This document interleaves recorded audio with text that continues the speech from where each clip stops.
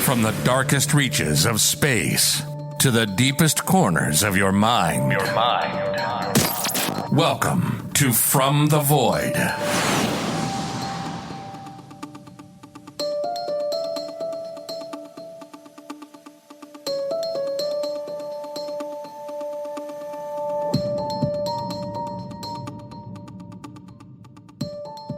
Satan, Beelzebub, Lucifer, Old Scratch, the Antichrist, the father of lies, the devil.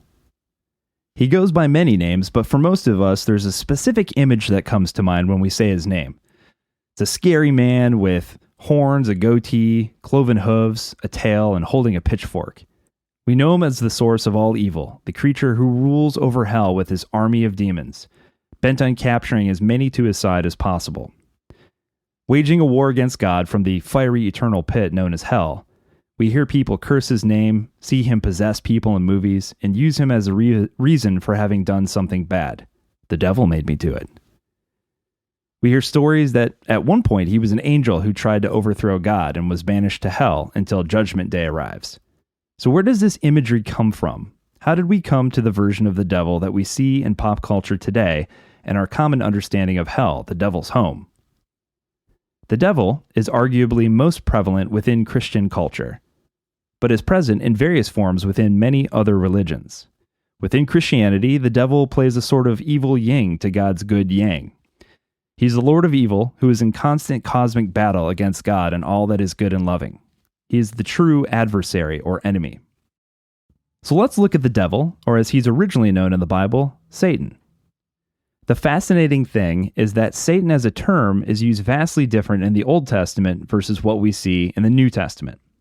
In the Old Testament, the term Satan derives from the Hebrew word Satan and is generally accepted to mean adversary, accuser, opponent, or to obstruct. The first instance where we see the word Satan is in the book of Numbers, where God sends an angel to act as a Satan, or obstacle, to block the path of a man named Balaam. Here, Satan serves as more of a description of an action versus being an actual person.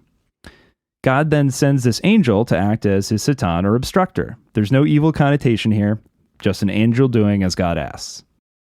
So how did Satan go from an action to the Lord of Darkness? Well, for one, historians and theologians point to a misreading in the book of Isaiah, chapter 14, verse 12, as part of the reason, where it says, "How you have fallen from heaven, O shining one, son of dawn! How are you felled to earth, O vanquisher of nations?" When we look at the pre-Christian Greek version of this passage, we see the use of the phrase ho hios phoros, which translates as morning star, the star they called Venus. Similar to another Greek name we use for Venus, phosphorus, which means burning bright, as Venus is the third brightest object in the sky. More on this later. Obviously, we know now that Venus is not a star. More to come on that. When translated into Latin, the word is Lucifer, which has the same root as lux, essentially translating to burning bright or day star. So here we see Greek translated into Latin, translated into English, in the widely used King James Version of the Bible. The original King James Version was used as the preeminent English translation for hundreds of years, and we end up with a very different version of that same verse in Isaiah, which reads, "How you are fallen from heaven, O Lucifer, son of the morning! How you are cut down to the ground, you who weakened the nations." In the original margin notes of the King James translation, the original translators included a note that it could also be read, "O day star." As a result of this widely used English translation, a lot of modern translations continue to use the word Lucifer and even continue with the old English style of capitalizing it as a formal name. Somewhere around the 1600s, this word began to be used as a synonym for Satan. So if Satan doesn't appear in the Old Testament books of the Bible, then how did Satan turn into a being by the time of the writing of the New Testament books? The period of time between the last writings of the Old Testament and the writings of the New Testament is referred to as the intertestamental period. This period is thought to have lasted roughly 400 years, and a lot may have happened during this period of time. So what did occur during this period that led to the sudden appearance of Satan as a deity who opposes God and is the cause of things like demonic possession? In order to potentially answer this question, we have to first look at what was happening at the time in ancient Judea. During this period, Judea would have been under Persian occupation. The Persian Empire, under the Emperor Cyrus the Great, allowed the Jewish people to return from exile in Babylon, rebuild their temple, and continue to practice their religion. The Persians at the time widely practiced a religion called Zoroastrianism. Zoroastrianism is actually one of the oldest monotheistic religions in the world, and at the time of Cyrus the Great was one of the largest religions in the world. There are some similarities of note between Zoroastrianism and Christianity. For one, both believe in one single God, a heaven and a hell, judgment day and final revelation of the world, and a Messiah, and angels and demons. These were all things that were included in the teachings of the ancient Iranian prophet Zarathustra, or as he's known in Greek, Zoroaster. At the time of Persian rule, the Jewish people would have regularly worked alongside Persian merchants, and perhaps some of the Zoroastrian philosophy made its way into Judaism. Jewish scholars had long wrestled with the question, if God created everything and God is all good, then where did evil come from? Zoroastrianism may have provided a solution. The entire faith of Zoroastrianism is predicated on the struggle between God and the forces of goodness and light, represented by the Holy Spirit, Spenta Manu, and Angra Manu, or Ahriman, who presides over the forces of darkness and evil.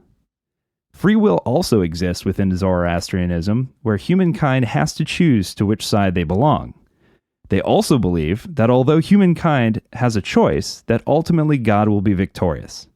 The difference here is that even those condemned to hellfire will get to enjoy the blessings of paradise.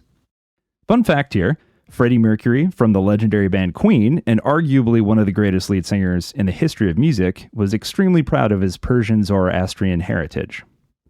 There are many other similarities between Zoroastrianism and Christianity, like the Zoroastrianist belief that we should be truthful at all times, practice charity, love others selflessly, practice moderation, make friends of enemies, make the wicked righteous, and make the ignorant learned. So let's focus back on the possible influence of Zoroastrianism on the Christian concept of the devil.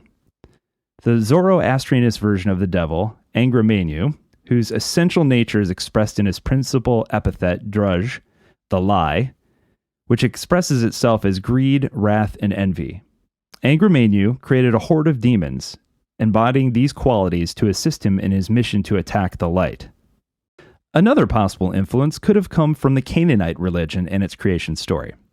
In that story, the elderly chief god El creates the rest of the Canaanite pantheon, sort of these lesser gods, and they go and live on a mountaintop. One of the deities that he creates he names Athtar. Athtar is said to be beautiful and wise, and he loves his status on the mountain.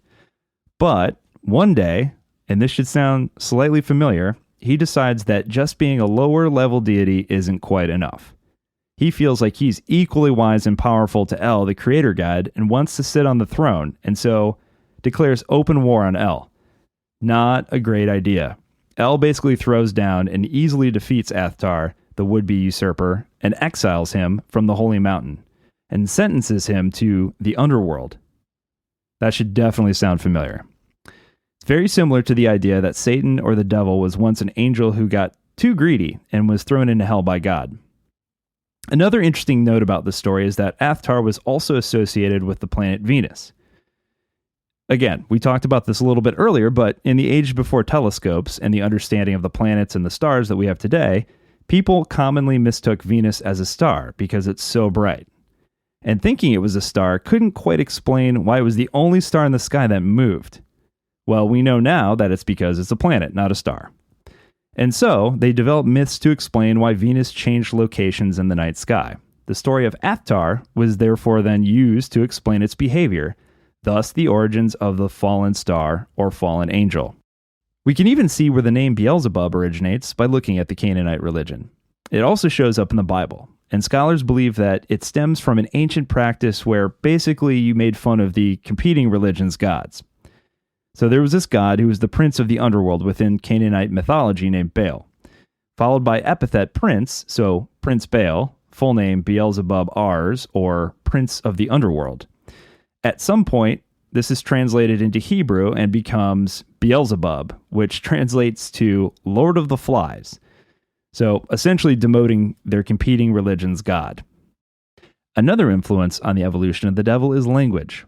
The languages of the Bible, Aramaic, Hebrew, and Greek, are complex and nuanced languages that often don't have like-for-like words in the English language. One example of this is there's the word hell. And a lot of words were bulk translated into hell that derive from Hebrew and Greek terms that often meant very different things. So an example of this is the Hebrew word Sheol. There's no mention of fire, it just simply means land of the dead. And there's no division, by the way, between the good and bad people, it's just a place where everyone went. Fire doesn't even enter into the equation until around the 1st century. And then there's the Greek term Gehenna. This was actually a physical place outside of Jerusalem that was used to burn bodies. At one point, it was the site where worshippers of the god Molech sacrificed infant children with fire. I think we can all agree that's not good. The prophet of Jeremiah even speaks out against this practice. During the Maccabean period, it was used to burn the bodies of their enemies. It was a horrible place where fires constantly raged and human beings were being tortured and killed. So, looking at the Hellenistic period, the Hebrew language starts to die out. Not many people speak it anymore. Most people speak Greek. And so Alexander the Great commissions a translation of the text into Greek, the language of the people. Around the 3rd century, this translation project creates some issues around the translation of the word Satan into the word diabolos, which has a much more restricted semantic range than the original term, which takes us from one who accuses or opposes to the Greek word diabole, which means a false accusation or slander, and ultimately diabolos, which means false accuser or slanderer. The Greek translators had to make an interpretive decision, thus adding a negative connotation to the original word. So we go from the Hebrew word Satan to the Greek word diabolos to the English word the devil. Additionally, we can look at some other issues, like St. Jerome in the 4th century was translating the Bible into Latin, and he chose to retain the Hebrew term Satan as a proper name. So as opposed to the Satan that we see in the Old Testament, where it's lowercase s, it became Satan with a capital S. In other passages, he chose to translate the word into the Latin words adversar or adversarium, meaning adversary. Now moving on, or rather going back to the creation story, there's lots of references of angels, and Jewish scholars used to talk about these obscure passages, and you can still see them. They're still in there. These references to these angelic beings called the Nephilim. These are divine beings. They're a race of giant people called the sons of God, and these giant people come down to earth, and they see these beautiful earth women. I get it. But they see these beautiful earth women, instead of doing what they're supposed to do, they marry the earth women, and they make babies, resulting in these children that they call the Nephilim. So, in and of itself, that's a strange story. But if we compare it against other cultures during that same time period, this would have sounded a lot like demigods from other religions. You know, we can see examples like Hercules or Gilgamesh or Maui for the Disney fans out there. All these are demigods. So taken in this context, not as strange. So let's look at the story and fast forward a little bit. This is used, or perhaps was used, to explain the original story of evil in the sense that it became the story of demons as fallen angels. So it mirrors the fall of humanity in the Garden of Eden. Perhaps taking a myth that speaks about these demigods who came to Earth and lusted after earth women and are being punished. You see more support for this idea in other texts found outside of the Bible, like the Book of Enoch and the Book of Watchers or Jubilees. Fun reads, but it gets real weird real quick. They seem to feed into this developing mythology. A lot of the famous features of hell seem to show up in the texts like the Book of Judith, where hell is a place of fire and weeping and worms. Jesus is born into a very Hellenistic society, and the stories surrounding Jesus reflect that time period. Dualism, or black and white thinking, is fairly evident by the time of the New Testament, and even further within the Apocrypha texts. The Apocalypse of Peter, that goes further into the nature of hell, he talks about loan sharks being thrown into a vat of excrement up to their knees, disobedient children hanging upside down next to flesh-eating birds. It's this text that really brings home the idea of Satan and his minions being tormentors in hell. Yet another influence on the evolution of the devil may have been the interpretations by Christians over the centuries trying to make sense of the clues left in the Bible. Origen, an early Christian theologian, took and transformed ideas from the book of the Watchers and took things a different way by going to the book of Job, and he takes Jerome's Latin translation and takes Jerome's term morning star or Lucifer and identifies it as Satan himself. So now it's identified as a person. Origen comes up with his backstory where Satan is created along with the angels long before the creation of the physical universe, which contradicts this Jewish tradition that angels are created on day 2. So anyway, Satan and his demons are originally angels who rebel against God. In this version, it's not the lust for human women, but rather the sin of pride. So hearkening back to the story of El and his creation of Athtar. So where does this idea of the devil being this red guy with a pitchfork and hooves and all that stuff come from? Well, the influence and impact of art and literature clearly comes into play. So if we look at the medieval period, it kind of produces this entire look. And keep in mind, mass literacy didn't really exist until more recently from a historical perspective. So in those days, one of the ways you communicated deep theological ideas was through art and depictions of the stories of the Bible. So you can't read, you can still see. And some of the influences that may have taken place during this Hellenistic period were things like the Greek god Hermes. And Hermes had a son named Pan. Pan is depicted as being shown with horns, cloven hooves, a tail, and a goatee. Clearly, looks pretty identical to the common image of the devil. The pitchfork looks very similar to Poseidon's trident as well. And one of the only ways you can really kind of tell the two apart is that most of the time Pan is holding a pan flute versus the devil who's holding his trident. Additionally, literature of the time had a massive impact on the modern view of Satan, namely Dante's Inferno and Milton's Paradise Lost. You may have read those back in the day in like senior classics, but these depictions in these fictional stories clearly had a major influence on our idea of hell and the devil today. So to tie this all together, we see the origins of the devil as the adjective Satan, to the deity of Satan with a capital S, to translations from Hebrew into Latin into English, giving us the devil. We see Hellenistic, Zoroastrian, Canaanite influences helping Jewish theologians reconcile the problem of the origins of evil. We see Christian theologians compiling this information and perhaps adding their own touch. And we see literature and art during the medieval period influencing the visual images of hell so ingrained in the public consciousness today. And there are many other influences that I didn't include in this podcast because it would be like 12 hours long. But they no doubt also contributed to the impact on the current image of hell and the devil.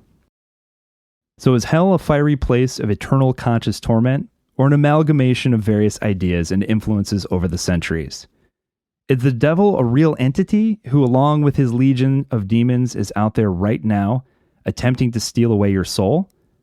Or a myth created to explain the presence of evil in the world? I don't know the answer to these questions, but what I do know is that human beings, when at their very worst, when we live lives where the focus is greed and hatred and fear instead of humility, grace, and love, in those moments we bring about all the hell you can possibly imagine. And in those moments, I see the devil clearly standing before me, and he looks a lot like us. Thanks for listening to this week's bonus Halloween episode on hell and the devil. If you enjoyed it, I did a similar bonus episode on my other show, the Deconstructionist Podcast, a few years back. If you enjoyed this podcast, please consider leaving a 5-star review on iTunes and spreading the word. As always, don't forget to subscribe on whatever platform you're listening on so you don't miss a single episode. This episode was written, produced, and performed by me, John Williamson. Thanks as always for listening to From the Void.